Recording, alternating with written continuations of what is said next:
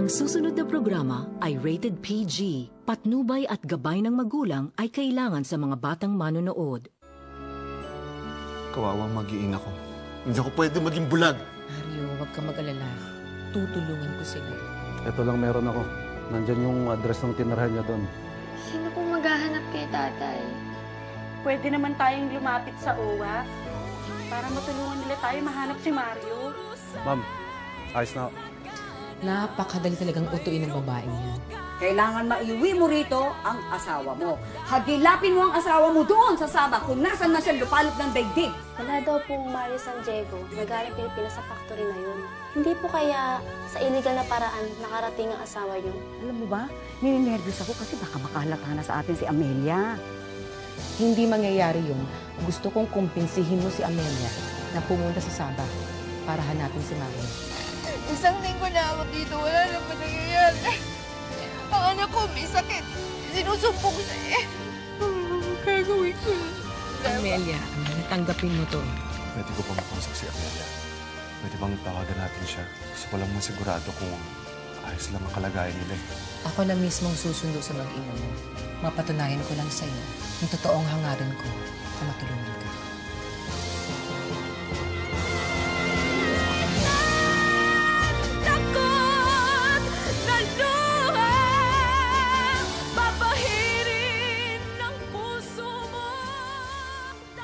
Paano mga bata, ha? Edna, ikaw lang ang naaasahan ko. Pwede mo ba ako tulungan? Kailangan nila ang tatay nila, Edna. Naiintindihan kita. Kailangan din nila ng nanay.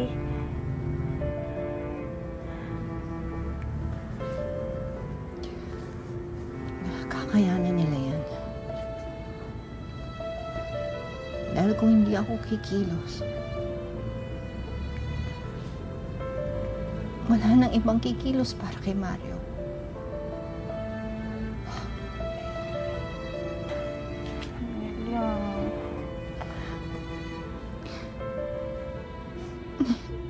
Hindi ko alam anong gagawin ko.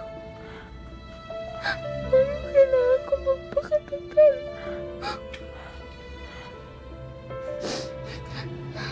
Oo, naiintindihan ko. Naiintindihan ko naman.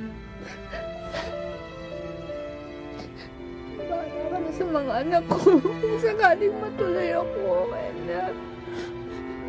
Oo, Amelia, hindi ko pababayaan ang mga bata, ha? Kahit ito man lang magawa ko para sa'yo. Salamat. Kumusta na ang kalagayan mo, Mr. San Diego?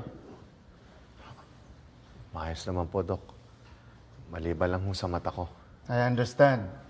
Mamaya may isasagawa tayong test para malaman yung extent ng damage sa optic nerve mo at para ma-determine kung pwede pang ma-reverse through surgery yung pagkabulag mo. Dok, pagkatapos po ba nun, pwede na po ako lumabas? Pwede na. Actually, sinabi ko na sa misis mo na pwede ka nang i-discharge. Pero siya nag-insist na i-confine ka pa rito. Masyado raw siyang nag-aalala na baka lumala pa yung kalagayan mo eh.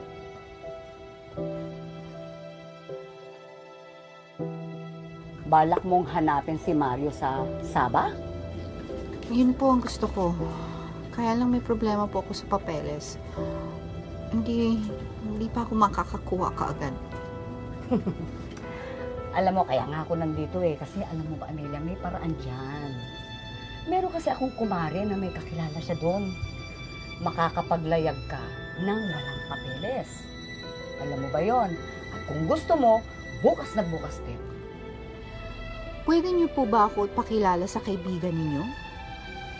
Aba, oo. Pero, may pera ka bang pambayad? Opo, pinautang ako ni Veronica. Talaga? Naku, talaga itong si Veronica, oo. Santang-santa talaga siya. Para sa inyo. Nay, makikita na po natin si tatay. Pupuntahan ko na siya. Pupuntahan ko na siya.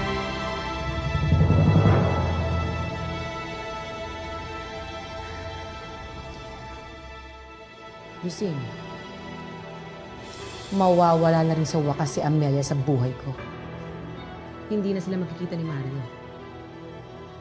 Magtatagumpay na rin ako sa pagsira sa pamilya nila. Tulad ng pagwasak nila sa pamilya ko. Mga anak na mawawala ng magulang at mga magulang na mawawala ng anak.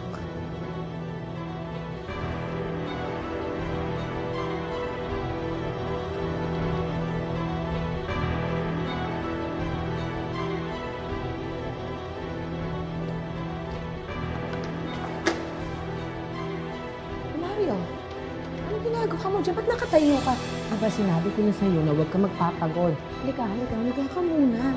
Ito. Anong ginawa mo? Anong ginawa mo sa pamilya ko? Akala ko ba maayos ng lahat?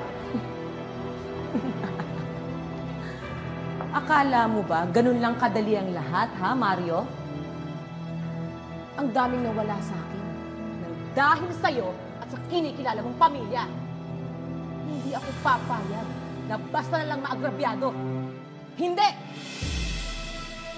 Alam mo bang aalis na si Amelia at iiwan ka na niya? At sisiguraduhin ko sa'yo na hindi na siya makakabalik pa! Pero halika! Walang iya ka! Ibalik mo ang pamilya ko! Gusto ko makita ang pamilya ko! Hindi na mangyayari yun! Hindi na mangyayari yun!